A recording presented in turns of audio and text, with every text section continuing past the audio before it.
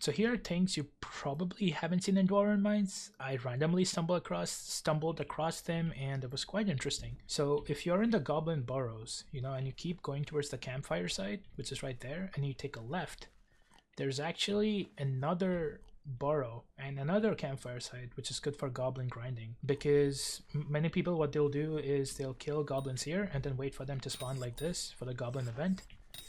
And then what essentially will happen is they'll keep camping the spot, and then you won't have a lot of goblins to really do much with. So the best thing to do is, in case that's full, is you simply go here and then you fall down towards this area. It isn't as fast goblin grinding compared to the campfire at top, but it is pretty secluded, so if you feel like that place is completely chock-a-blocked and you have nowhere else to go, this is a really good place to goblin grind for your quest and commissions.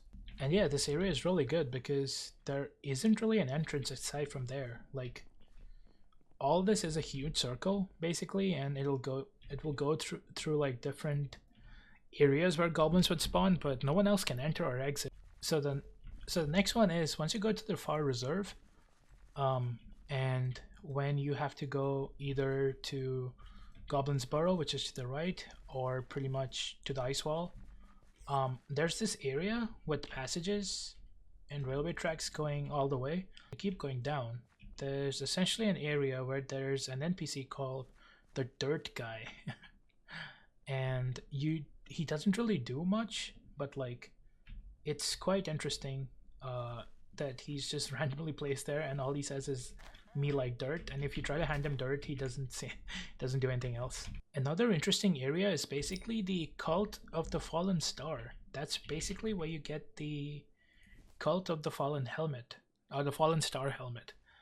And the way to get there is basically, once you come towards these floating crystal thingies that's behind the ice wall, you essentially go towards the left, and there should be a little passageway here. And the chords are about -23 to 40.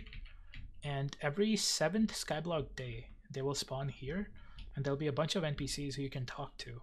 And once you have in the first time you come here, you get the helmet, and the second time you come here, you actually get transported to another area. I still haven't done that, so I'm not sure if that fact is true. That's what I've heard, so please don't quote me on that. But yeah, this is another secret location which not a lot of people know about. A lot of people don't know about the upper mines, which is right there. And the upper mines basically is where you grind something called treasurite.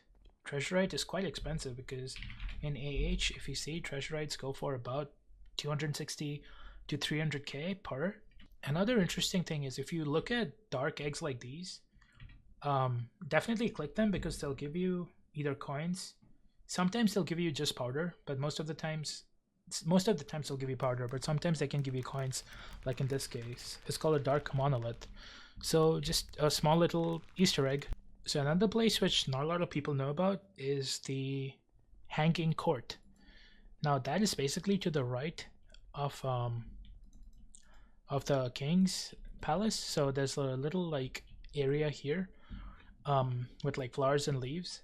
I think this is one of the only places where there are flowers, because I don't think any other area has flowers in them.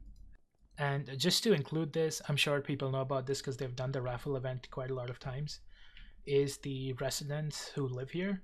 So this is where the king is, right? All you want to do is either take a right or a left, and when you go to the left, just follow the staircase and then go in here in between. So the left would be one resident who will be here, royal resident, and to the right side is another royal resident who will be here, going all the way up and then going here. So royal resident lives here, to the third room from the right side, so all the way over there. Another thing, if you didn't know, is the puzzler. And the puzzler basically lives, if you talk to the king, basically what you want to do, instead of going to the king, you take a left, and then you take another left, and there's a little room over here is the puzzler. The way to get this mod is basically CT import Dwarven utilities, and this will basically import the mod, in which there's a solver which tells you what block to mine, and once you mine the block, you get 1,000 mithril powder every day. So it isn't a lot, but it's still something. So we're back in the Dwarven village, and over here is basically little Easter egg in which if you click on these residents, all of them at the same time, and then click burp, they basically burp again. There you go. And yeah, that's just like a small little thing. The other Easter egg is basically, do you see that little area over there? So what you want to do is AOTE up here, get in the room, and there's an NPC called Bednom. And this is stopped because I already done this quest, but what will happen is when you talk to him, he will say something like he's scared, he's having nightmares and stuff like that. What you want to do is wait for one Skyblock night, then so that's like 20 minutes. Come back, talk to him again, and then he'll say something more like he's having nightmares. And then you want to talk to him again. So 3 Skyblock nights it takes.